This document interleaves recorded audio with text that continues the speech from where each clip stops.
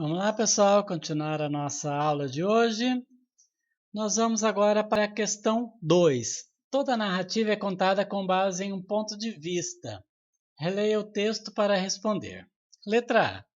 O texto, o Criador e Protetor dos Homens, é narrado em primeira ou terceira pessoa? Qual que é a diferença? Nós já vimos no estudo dos contos, em outras apostilas. A narrativa em primeira pessoa é aquela em que o narrador, aquele que conta a história, participa das ações como uma personagem do texto. A terceira pessoa, não. Na terceira pessoa, o narrador conta a história de outros, ok? Então prestem bastante atenção.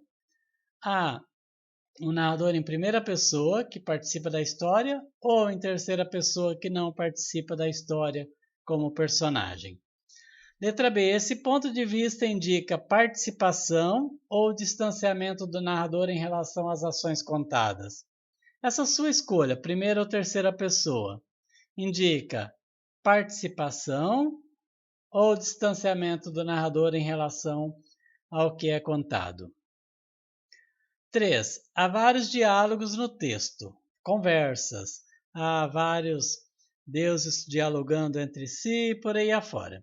Letra A. As falas dos personagens estão em discurso direto ou indireto? Justifique com base no texto. Você vai explicar.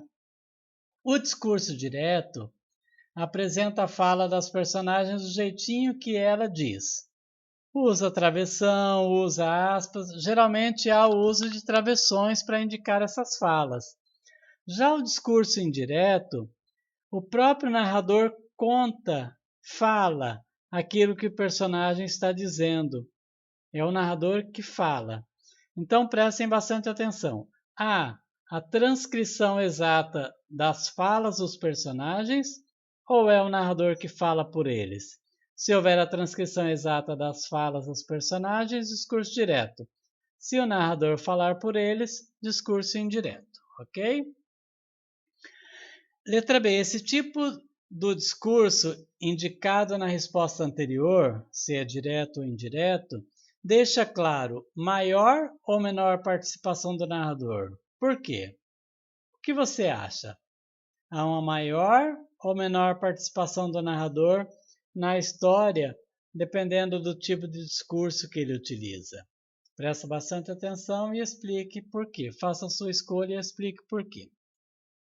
Preste atenção ao tempo em que se passa a história. Letra A. As ações são narradas de maneira cronológica, cronos, relógio, o tempo do relógio, ou seja, são encadeadas numa sequência com início, meio e fim? Sim ou não? E por quê? Releia a história e diga se há uma sequência narrativa cronológica, início, meio e fim, e você vai explicar porquê da sua escolha, sim ou não e por quê. B. Localize no texto e transcreva a seguir uma expressão que se refere ao tempo narrativo. Uma expressão que indica o tempo narrativo, tipo ontem, hoje, ano passado, em 1980. Tenta localizar esse tempo narrativo.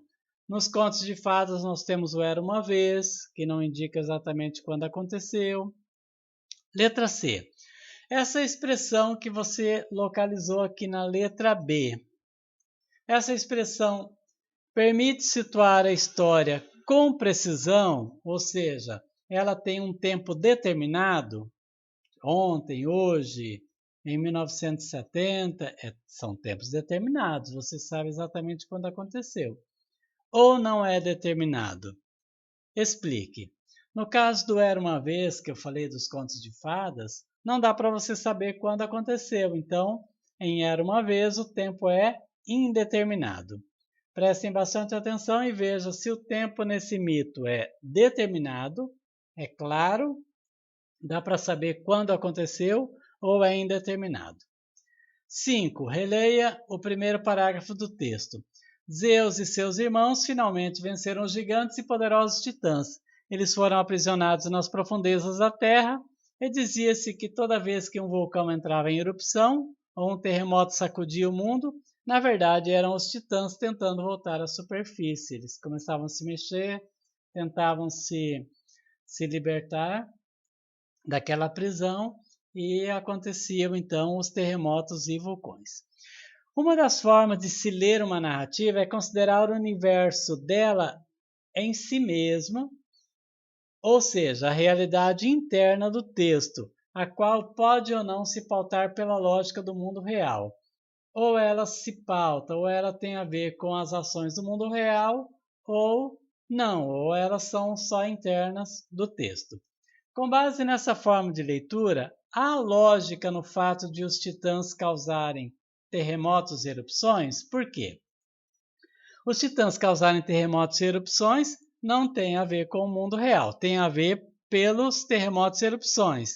Mas eles próprios causarem, a gente sabe que a ciência explica que não é bem isso, que não são os titãs. Mas lá na lógica do texto, os titãs aprisionados lá no subterrâneo da Terra, do mundo. Tem lógica isso?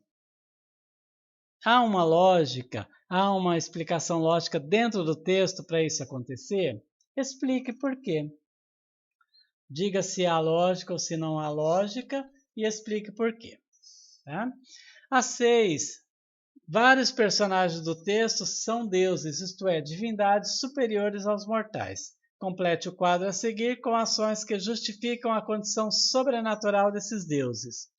Há muitas ações sobrenaturais que fogem ao entendimento comum, que não acontecem com os seres humanos, que os deuses praticam. Então, você vai procurar no texto as ações sobrenaturais de Zeus, de Prometeu e de Palas Atena. Quais são as ações sobrenaturais desses três deuses? Ações que fogem a uma explicação lógica. Os titãs, por exemplo, causando terremoto é uma ação sobrenatural, por exemplo, né? 7. Ao longo do texto, os deuses convivem entre si. Há uma convivência entre eles. Eles vivem como se fossem os humanos. Descreva a convivência entre os deuses. Como é a convivência entre eles? Como eles convivem? Em harmonia, em guerra, em discussões? Como? Como é essa convivência? Está no texto, mas você tem que interpretar. Então, releia o texto e diga qual é a convivência entre os deuses.